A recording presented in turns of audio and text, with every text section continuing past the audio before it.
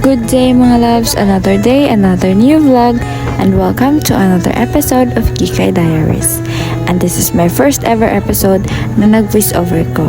And it's a log series for today's video. And guess what? Kung asan yung bahia? Well, mga ligo na og dagat ang mga gwapo o gwapa. Uy! Tara ko yung gusto ko mga igagaw ate kuya tito o tita. And while gabiyahe me, na-amaze ko ang beauty of nature nga ako nakita. And kung ganahan mo mabisita ang lugar, doon nga lang siya sali siya, so makita ra na ninyo siya. O diba, kanindot o kagwapa gid tan-awon niya. And finally mga loves, diabot na gid ta sa Sinandigan o Bohol. And banhat na gid kay na ako mga kauban diha kay excited na jud sila maligo. So here we go, narami sa Sinandigan. So pagabot na mo na ngayon dahil may kagipanggutom na lagi. Say hi to my vlog! Nya karon naman na nawag diha nga itsusarang palaka. Charot.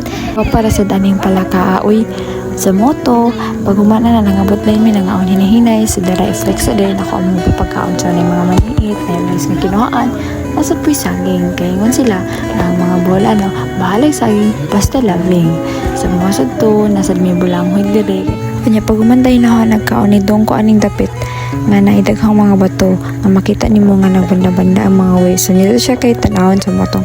So relaxing sa moto, galakaw-lakaw lang sad ko. And that's my story for today's video.